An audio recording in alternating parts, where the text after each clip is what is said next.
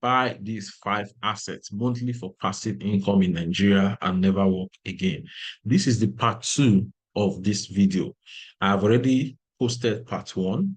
If you missed it, kindly go to the description now to watch that video, because this second section will not make sense to you if you've not watched the first one. But if you watch the first one, then we can continue. So in this part, I'm going to share the rest of the 2 assets that you need to continually invest in for passive income. So in the first one, I discussed what passive income is. I talked about what you should know about this passive income asset. And one major takeaway right here is that this passive income assets are actually going to provide you a balanced portfolio that protects you from currency risk, meaning that you are looking to invest in both local and foreign assets. And then we talked about the treasury bill and federal government bond.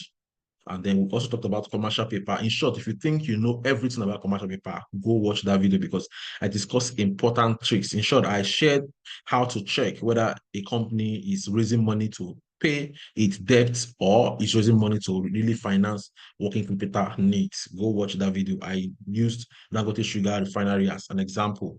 And then we also talked about high yielding dividend stocks. And then I mentioned what you should watch out for, and then how to invest in high dividend stocks. So the other parts, I talked about dividend ETF, and I also recommended iShare floating rate bond. So one dividend ETF you can buy to earn regular monthly income. And then we stopped here.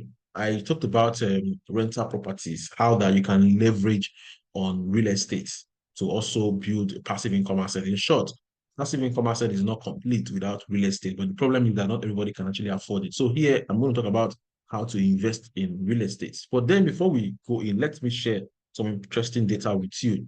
Now, look at the average rental yield at mainland. Here, Oba 3.54, Magode 3.2, Magode GRA 2, 3.19, Gudu 3%, and then Maryland 4.4, Ikeja GRA 4.32, Alausa 3.98, Ikeja 3.8, and then Island, Ikoyi, Banana Island, all of them give you an average of 4 to 5%. Now, what does that mean? This is the average rental yield on real estate property, meaning if you invest in real estate, that's physical properties, and then you're collecting rents, this is the average return.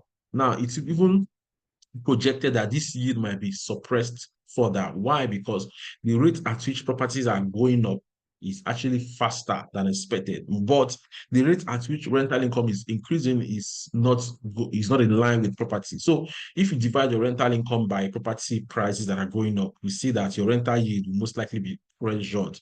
So that is why return on real estate seems to be not attractive. It most likely over time it's been negative when you compare with inflation, but it still does not negate the fact that real estate is a good investment. So the fourth asset I want to recommend is real estate or real estate investment trust. Like I said, your passive income and asset ideas aren't complete without an exposure to real estate. So we talked about treasury bill, bond, dividend stocks, but if you don't add real estate to your asset class, then it's not complete. So you must find a way to gain exposure to real estate. So here, without an exposure to real estate, but the problem is that not everyone can afford a physical property. That's the problem. Not everyone has the cash to afford a physical property. So what you can do is you can actually co-own properties and still earn rental income, because your essence of owning physical property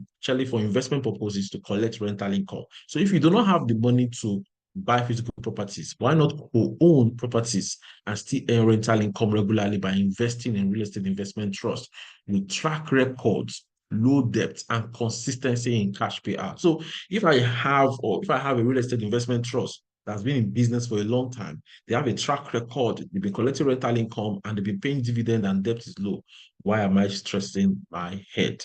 So here, I actually recommended the real estate investment trust of 6 to 9% dividend yield in the US market. In my community right now, there are real estate investment trusts that I've recommended. I think we currently have 3 of them, good ones.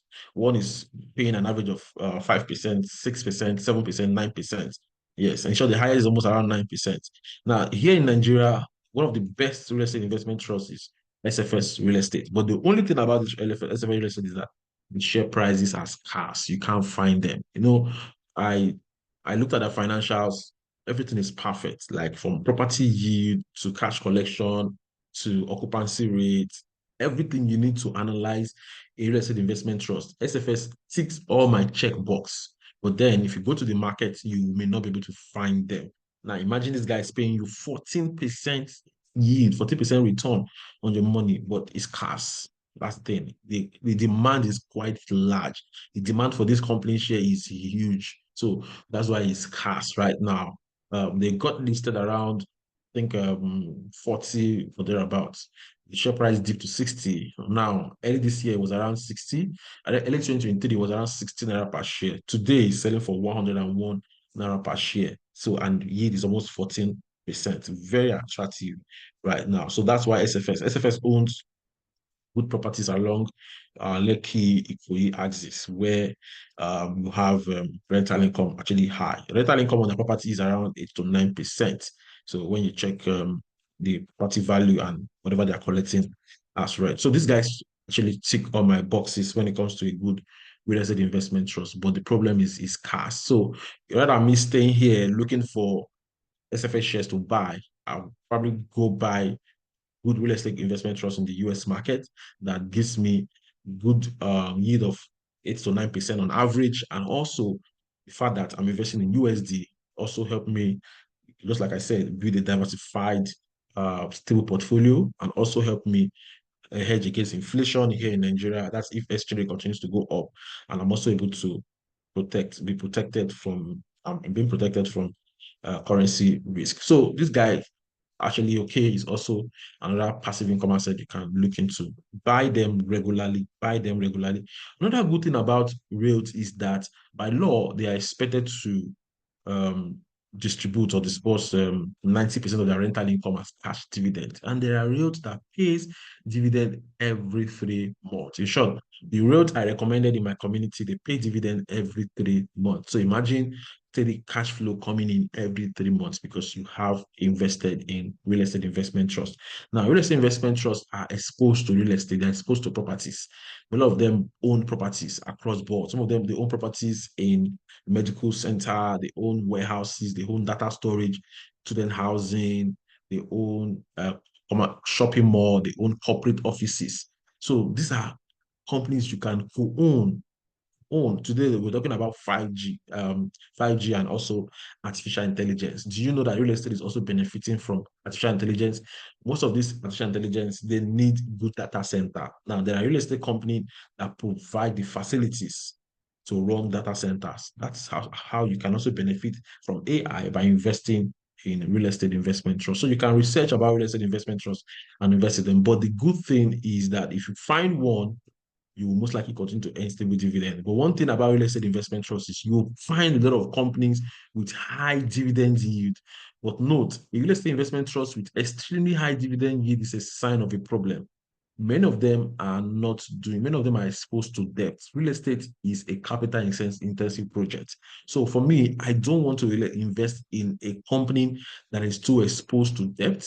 I don't want to invest in a company that is battling with interest expenses. I don't want to invest in a company that is not able to generate return above its cost of debt because these guys will go to the bank to request for loan. Now, on that loan, they'll pay interest. So I don't want to invest in a real estate company that has a cost of debt, interest on loan far higher than yield interest on return on property. So let me give an example.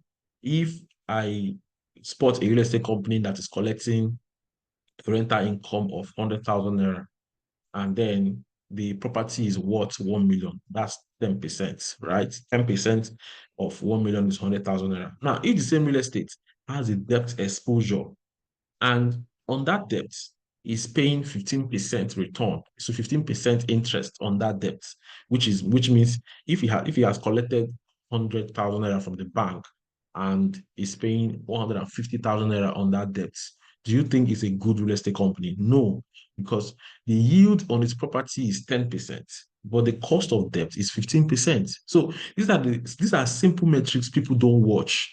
This is one of the major criteria you need to watch when you're investing in real estate. That's why I strongly advise that you get this course once it's uploaded. This course will show you how to carry out a proper checklist on a real estate company to know whether it's good for investment or not. When I analyze SFS Real Estate, SFS Real Estate passed on my checklist. One interesting thing I love about SFS Real Estate is that it's actually carrying no debt at all. Look at the financials. There is nothing like interest expenses. It's not even exposed to debt. And one good thing about the company that is not exposed to debt is that all the rental income is collecting goes 90% of rental income is collecting goes to the shareholders of the company. So that is part of the things you learn when you invest in real estate investment trust.